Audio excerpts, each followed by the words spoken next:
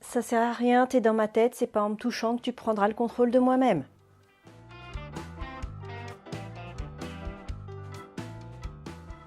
Bonjour, aujourd'hui je vais vous parler de Touch de Claire North, alias Kate Griffin, alias Catherine Webb. Exact, Catherine Webb étant son véritable nom. Et oui, je ferai mon focus sur les pseudonymes littéraires. Ok, suspense 0. Il s'agit d'un roman fantastique à tendance thriller. Un thriller fantastique quoi. Voilà, où il est question d'un fantôme. Tu veux dire le mort qui revient sous forme de drap blanc ou de gaz bizarre? Non du tout, c'est un fantôme dans le sens où il passe de corps en corps par simple toucher. D'où le titre. Mais dis donc, ça me rappelle Les Dissociés. Alors oui, un peu, mais pas tout à fait, puisque dans Les Dissociés, il y a échange d'esprit. Là non, la personnalité de base est en dormance dans le corps pendant que le fantôme l'occupe. Ah, c'est pas du body swapping alors? Non, ce serait plutôt du body hosting, mais je ne suis pas sûre que le terme existe. Bah maintenant il existe.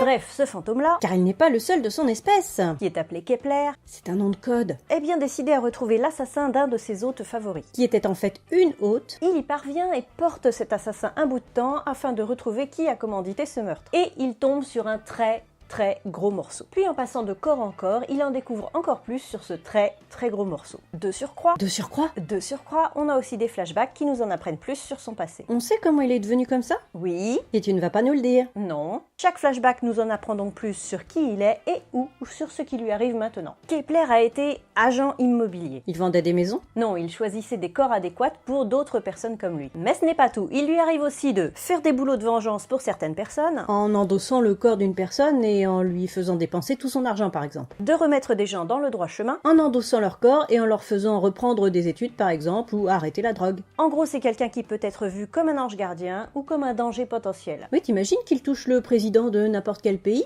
De flipper? Voilà, tu as tout compris. Bon, je vais vous parler un peu des pseudos en littérature et après je vous donne mon avis.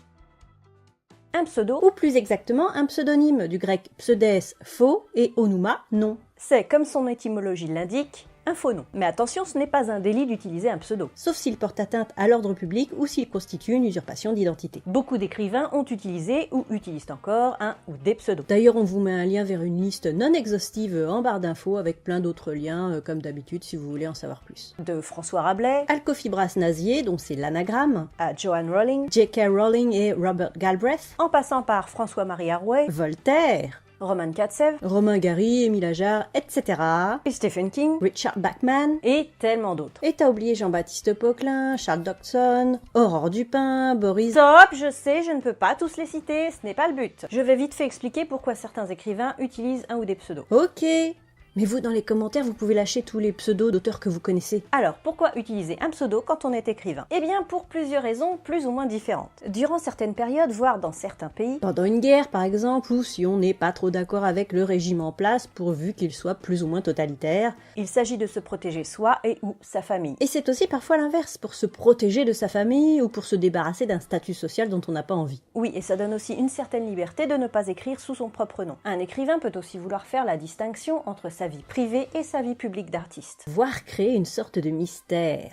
En effet, et c'est aussi la raison pour laquelle certains utilisent un hétéronyme. Un pseudonyme auquel on a cherché à donner une existence fictive, comme si c'était carrément quelqu'un d'autre. Il fut un temps où certaines femmes écrivains utilisaient un pseudo masculin afin d'être plus facilement édités et lus. Ouais, bah encore maintenant, ça ne m'étonnerait pas que ce soit encore le cas. Parfois aussi, un auteur préfère prendre un pseudo pour être reconnu pour son propre talent et pas pour ses succès antérieurs. Tu penses à J.K. Rowling? Oui, soit pour pouvoir changer de registre sans engendrer la confusion chez ses lecteurs. Il est arrivé, et il arrive encore aujourd'hui, qu'un auteur veuille s'américaniser. Tu penses à Vernon Sullivan? Par exemple, ou l'inverse, se franciser. Tu penses à Henri Troya? Par exemple aussi. Et enfin, ce sont parfois aussi les éditeurs qui demandent à l'auteur, pour une question de marketing, de prendre un pseudo. Ouais, genre le gars qui s'appelle Adolphe Crache-moi dessus vaut mieux qu'il s'appelle Michael Princeton.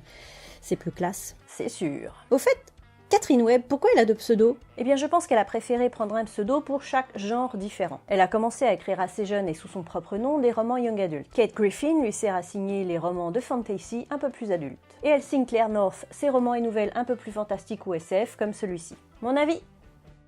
Je serais très curieuse de voir ce que ce roman donne sur grand écran parce qu'il y a un gros potentiel de mise en scène et de jeu d'acteur. Pour le lecteur aussi, c'est sympa de sauter de personnage en personnage, sachant que les personnalités et les corps ne correspondent pas toujours au même personnage. L'intrigue est originale et très dynamique, on passe de corps en corps, d'époque en époque, Grâce au flashback. de lieu en lieu, Oui, on voyage aussi pas mal dans ce roman. et on n'a jamais le temps de se lasser. La fin est peut-être un peu en dessous du reste, mais ce n'est pas bien grave puisqu'il y a quand même tout le reste du roman qui nous tient en haleine. T'es bien gentil, mais si la fin est pourrie, ça gâche tout. La fin n'est pas pourrie, elle est juste moins spectaculaire que ce qu'on aurait pu attendre. À la base, j'avais acheté ce livre pour la couverture, et du coup, j'en ferai peut-être une ACDC, un de ces quatre. Et sur ce, bonne lecture!